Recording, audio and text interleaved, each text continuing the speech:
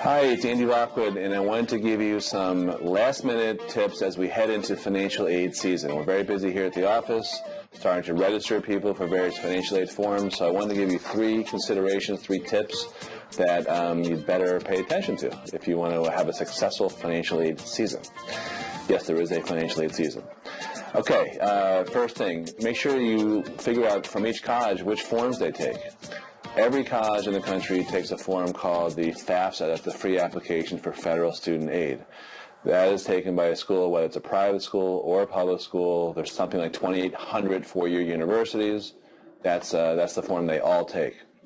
But 200 or so colleges, mostly private, but not only private colleges, will take another form called the CSS Profile. That is a financial aid form that is made by the College Board.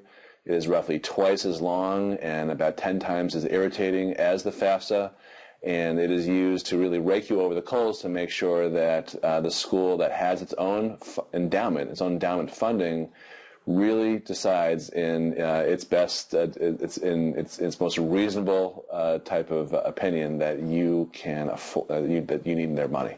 There's no other way to put it. So all the Ivies use that, and there's something like I said, 200 schools, even some state schools like University of North Carolina, University of Virginia, University of Michigan. Those are three schools that are public schools, but they take the profile. And this list changes from year to year. Just the other day, we noticed that University of Miami now takes the profile. I don't think they took it 2 years ago. I can't remember if they took it last year. Pearl's shaking her head behind the camera saying they didn't take it last year either. So that's very important, and you're going to have to dig. There's no other way to find this information other than digging around the site for the forms that are required.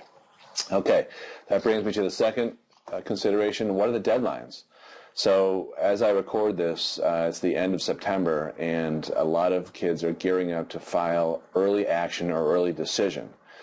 Now, I have misgivings about applying early decision. That's not the subject of this video. But my point here is that if you have a deadline and you're applying to a private school, most likely if you're applying to a private school, early action or early decision, and you have an application deadline of November 1 or November 15th or December 1st or whatever, there's a very good chance that you're going to also have an early CSS profile deadline. So you have to. There's no easy way or rule of thumb, for me to give you right now, other than again you have to dig on the website and make sure that you're getting your profile due that's due, on their due date. Now check this out.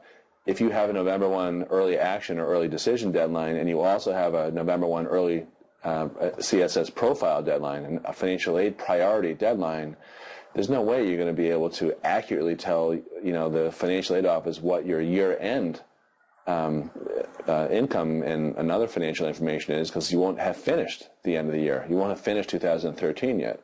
Doesn't matter. You file with estimates. So know your deadlines.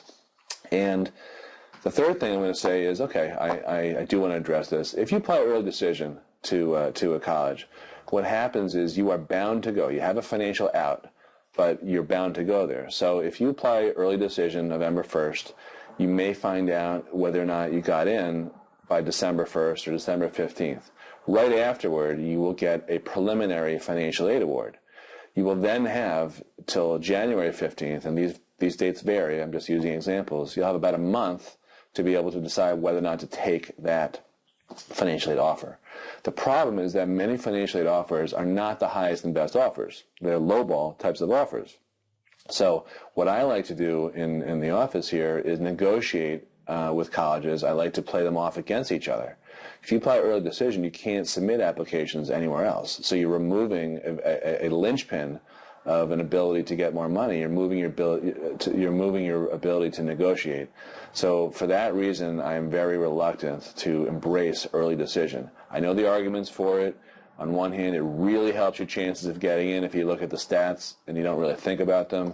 In my opinion, I think there's a lot of self-selectivity there that really kind of tilt those statistics, because the best and brightest students tend to apply early decision anyway, so, it's kind of self-selecting. Maybe they would get in if they all applied regular decision. Who knows?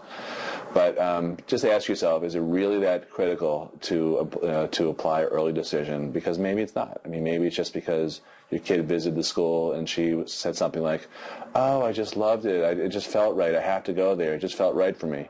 I'm not discounting that, but please don't make that the only consideration. Please consider other things like your ability to pay. All right, well, I hope you found these tips helpful. If you want more information, you can visit my website. That's andylockwood.com. You can download a copy of my book for free. It's called How to Pay Wholesale for College. We used to offer it for $39. I revised it. I now want to get it out to as many people as possible. So go ahead and check it out. Thank you very much for watching.